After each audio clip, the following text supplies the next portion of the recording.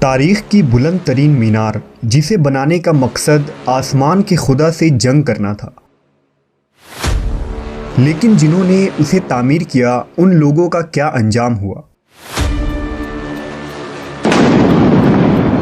اس مینار کے اندر ایسی کون سی پراسراریت دفن تھی جس کی تلاش 19ویں صدی میں خفیہ تنظیم فری میسنری کر رہی تھی؟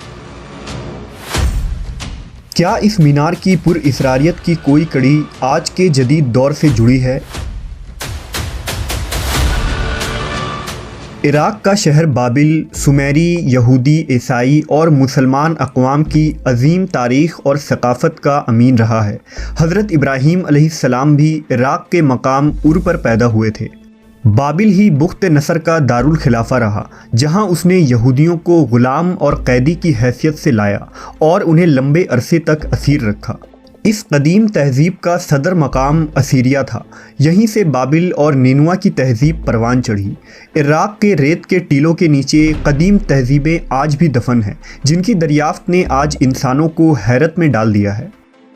اب تک دریافت ہونے والے آثار اور کھنڈرات کی وجہ سے سومیری تہذیب کو ماہرین نے اس دنیا کا سب سے قدیم ترین تہذیب کہا ہے۔ شہر بابل کے کھنڈرات، محل کے نوادرات، زیورات، اشوری بادشاہوں کے حنوط شدہ لاشیں، ان کے دفن کیے گئے جواہرات، بابل کا کنواں اور بابل کا مشہور زمانہ قبالہ جادو نے اس تاریخی شہر کو مزید پراسرار اور دلچسپ بنا دیا ہے۔ انہی پراسرار اور تاریخی تعمیرات میں بابل کا مینار سر فہرست ہے۔ بابل کا برج یا مینار سومیری تہذیب کی قدیم ترین یادگاروں میں سے سب سے اونچی عمارت تھی۔ اسے کس بادشاہ نے تعمیر کیا اور کون سے سن میں تعمیر کیا گیا، اس بارے میں تاریخ مکمل طور پر خاموش نظر آتی ہے، لیکن دنیا کی مختلف مذہبی کتابوں میں اس عمارت سے متعلق بہت سے معلومات ملتی ہیں۔ یہ تمام کتابیں بابل کی اس مینار کو انسان کے غرور اور اس کے خدائی کے دعوے کی علامت قرار دیتی ہیں۔ نمرود وہی بادشاہ ہے جسے حضرت ابراہیم علیہ السلام نے دعوت دی تھی، اور اس نے غرور و تکبر میں آ کر حضرت ابراہیم علیہ السلام کو آگ میں ڈال دینے کی سزا دی تھی۔ عہد نامہ قدیم کے باب پیدائش میں مینار بابل کا ذکر کچھ یوں ملتا ہے کہ طوفان نوح کے بعد حضرت نوح علیہ السلام کے بیٹوں سے انسانوں کی آبادی بڑھی، ان کے بچے ہوئے اور ان کے بھی سینکڑوں اولادیں ہوئیں۔ زمین میں بہت سے لوگ ہو گئے اور سب لوگ ایک ہی زبان بولتے تھے۔ حضرت نوح کے بیٹے حام کے خاندان میں ایک شخص پیدا ہوا جس کا نام نمرود تھا۔ وہ ایک قوی ہیکل، جری بہادر شخص تھا جو ملک صغار، بابل، ارک اور اکاد کے علاقوں کا بادشاہ بنا۔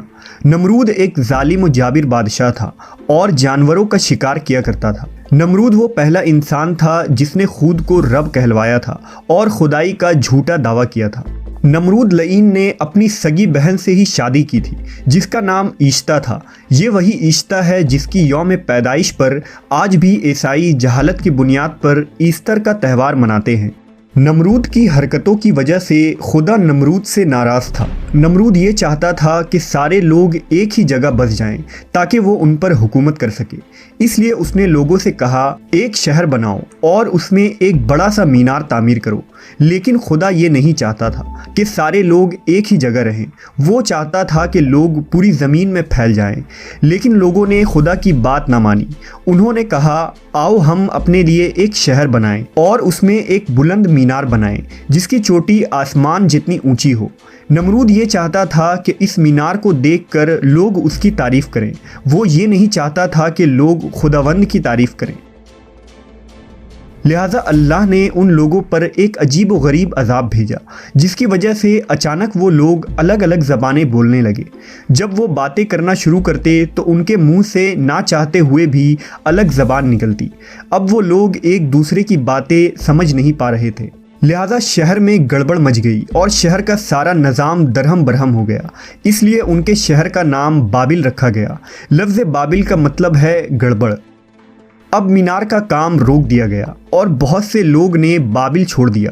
وہ دوسری جگہوں میں جا کر رہنے لگے۔ جو لوگ ایک جیسی زبان بولتے تھے وہ مل کر ایک جگہ بس گئے۔ مینار بابل شہر کا مقدس ترین مقام شمار ہوتا تھا۔ یہ مینار ایک بہت بڑے اور وسیع احاطے میں پھیلا تھا۔ اس کے آس پاس چھوٹے چھوٹے معبد تھے جن میں بت رکھے ہوتے تھے۔ مینار ہر سمت میں 228 فٹ اونچا تھا اور اس مینار کی چوٹی پر 48 فٹ اونچی ایک عبادت گاہ تھی جس میں مردوک دیوتا کا ایک بت اور دیگر ہیرے جواہرات سے بنے آرائشی سامان تھے۔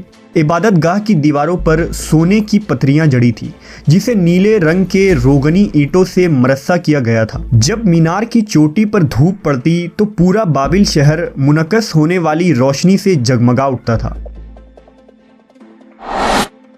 بابل کے اس مینار کا ذکر عبرانی اور عیسائی دونوں صحیفوں میں موجود ہے۔